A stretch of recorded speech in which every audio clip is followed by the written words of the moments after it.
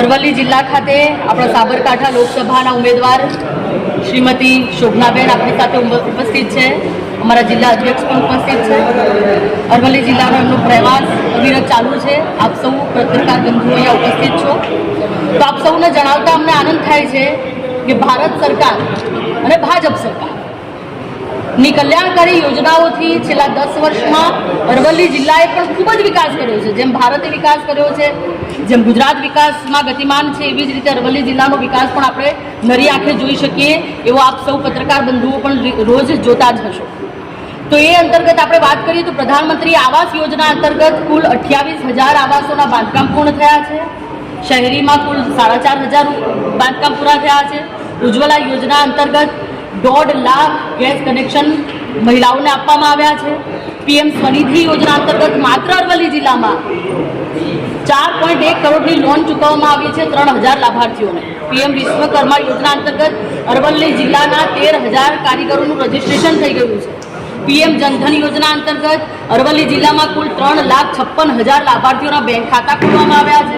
અને ગરીબ કલ્યાણ અન્ન યોજના અંતર્ગત 7.95 લાખ લોકોને, અરવલ્લી જિલ્લાના 7.95 લાખ લોકો મફત અનાજનો લાભ લઈ રહ્યા છે. અટલ પેન્શન યોજના અંતર્ગત અરવલ્લી જિલ્લાના કુલ 39,000 લાભાર્થીઓને લાભ મળી રહ્યો છે. અને કિસાન સન્માન નિધિના અત્યાર સુધીના 15 હપ્તાઓ 1,96,440 ખેડૂતો અરવલ્લી જિલ્લાના છે કે જેમને 456.20 કરોડ સીધા એમના ખાતામાં જમા થયા છે. આવી અનેક યોજનાઓ આપણે જોઈએ છીએ. એવી જ રીતે આયુષ્યમાનમાં પણ 4,80,000 આયુષ્યમાન કાર્ડ અરવલ્લી જિલ્લાના આપણે ચાલુ લોકોને લાભ આયુષ્યમાનનો આપ્યો છે. પ્રવાસનની વાત કરીએ તો શામળાજી મંદિરનું પણ જે રીતે તમે જોઈએ છે કે ઘણા બધા કરોડ, એટલે કે 21 કરોડ, એના ત્યારબાદ બીજા 42 કરોડની ફાળવણી થઈ અને અત્યાર સુધી 35 કરોડનો ખર્ચ પણ કરી ચૂક્યો છે. શિક્ષણમાં મને જણાવતા ખૂબ આનંદ થાય છે કે ભાજપના શાસનમાં શિક્ષણમાં અરવલ્લી જિલ્લામાં સ્કૂલ ઓફ એક્સલન્સ અંતર્ગત 405 શાળાઓમાં 1296 સ્માર્ટ ક્લાસ ફાળવવામાં આવ્યા છે, જેમાં 563.51 લાખ ખર્ચ કરવામાં આવ્યો છે, જેમાં 75,823 બાળકો લાભ લઈ રહ્યા છે. આવી જ રીતે સ્કૂલ ઓફ એક્સલન્સ અંતર્ગત 341 શાળાઓમાં કોમ્પ્યુટર લેબ બનાવવામાં આવી છે, જેનો ખર્ચ 20.66 કરોડ છે અને એમાં લાભ લેતા બાળકો 74,695 છે. આરોગ્ય જનની સુરક્ષા હેઠળ જિલ્લામાં અત્યાર સુધી 50,124 સગર્ભા મહિલાઓને પોષણ માટે 3.5 કરોડની સહાય ચૂકવવામાં આવી છે. કસ્તુરબા પોષણ સહાય અંતર્ગત પણ અત્યાર સુધી અરવલ્લી જિલ્લામાં ગરીબી રેખા હેઠળની 58,240 સગર્ભા મહિલાઓને 11.64 કરોડની સહાય ચૂકવવામાં આવી છે. આવી અનેક યોજનાઓ છે જેની અમે પારદર્શક માહિતી, આંકડાકીય એકદમ સંપૂર્ણ જાન્યુઆરી 2024 સુધીની પારદર્શક માહિતી અમારા જિલ્લા તરફથી આપ સૌ પત્રકાર બંધુઓને આની પીડીએફ અમે મોકલી આપીશું. તો અરવલ્લી જિલ્લાનો વિકાસ જે રીતે થઈ રહ્યો છે આપણે સૌ જોઈ રહ્યા છીએ અને આગામી પણ 10 વર્ષમાં ભારત જે ગતિમાન થઈ રહ્યું છે, વિશ્વ ફલક ઉપર મોદી શાસનમાં આપણે પહોંચી રહ્યા છીએ. તો આદરણીય વડાપ્રધાનના નેતૃત્વમાં ગુજરાત પણ આમ જ વિકાસશીલ રહેશે અને અરવલ્લી જિલ્લાનો પણ વિકાસ આમ જ અવિરત ચાલુ રહેશે. આપ સૌના અને પ્રજાના આશીર્વાદ અમને મળશે.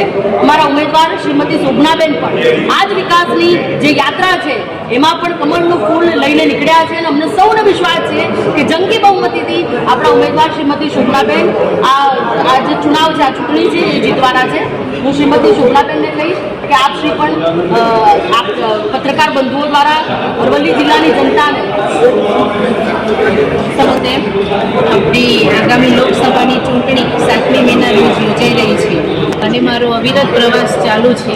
હું પ્રચાર અર્થે નીકળી છું ત્યારે જંગી સમર્થન મને સૌ કાર્યકર્તાઓ અને જનતા તરફથી, મતદારો તરફથી મળી રહ્યો છે.